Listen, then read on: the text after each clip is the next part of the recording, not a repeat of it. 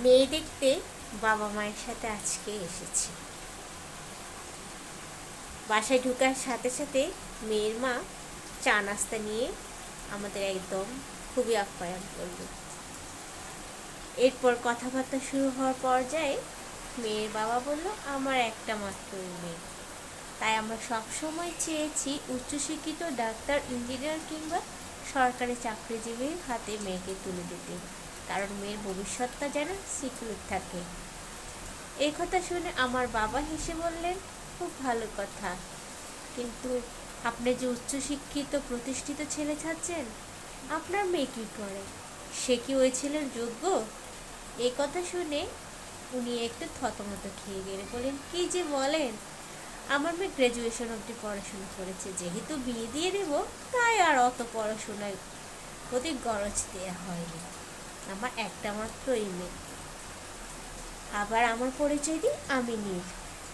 এবার BCS cadre হয়েছি, বয়স 32 হয়েছে। যেহেতু ভালো চাকরি পেয়েছি, বাবা মা চায় এবার বিয়েটা করে নেয়, তাদের পছন্দই আমার পছন্দ।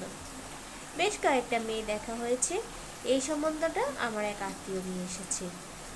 ফোনে বাবার সাথে তাদের কথা হয়েছিল, তখনই মেয়ের বাবা নাকি বাবাকে জিজ্ঞেস করেছে, ছেলে কি করে, সরকারি চাকরিজীবী, বেতন কত পায়? এই কথাটা শোনার পর অবশ্য আমার মা না করে দিয়েছে, কারণ প্রথম পরিচয়ে বেতন জানতে চাওয়া ভালো লাগে না। তাও আমি জোর করে বাবা মাকে নিয়ে আসলাম, চলোই না দেখে আসি। এরপরে মেয়ের মা বলল, আমার আসলে একটা মাত্র মেয়ে, তাই তেমন কোনো কাজ করতে দিইনি। আমরা কথা বলতে বলতে দেখলাম মেয়ে এসে ঢুকলো। সুশ্রী, সুশ্রী না, খুবই সুন্দরী বলা চলে। মেয়ে এসে পাশে বসলো। আমার মা বলল, তা মা, তুমি ঘর সংসারে কাজকর্ম জানো তো? তখন মেয়ের মা উত্তর দিল, কি যে বলেন আপা, আমার মেয়ে কি আপনার বাড়িতে কাজ করতে যাবে নাকি? আপনারা ছেলের বউ নিতে এসেছেন নাকি দাসী বান্ধি? আমার একটা মাত্র মেয়ে, আমার যত কষ্টই হোক আমি কখনো তাকে কোনো কাজ করতে দিইনি, এক গ্লাস পানিও সে কখনো ঢেলে খেত না। আর আপনার বাড়িতে নিশ্চয়ই রান্নার লোক, কাজের লোক অবশ্যই আছে। তখন আমার মা বলল, সে 10টা কাজের লোক থাকুক না কেন, নিজের কাজ তো নিজেকে করতে হয়। বাবা তখন মেয়েটাকে বলল, আচ্ছা মা, বলো তো, তোমার বিছানাটা যদি এলোমেলো হয়ে থাকে, সেখানে কি তুমি ঘুমিয়ে পড়বে? তোমার বিছানাটা গুছাবে না?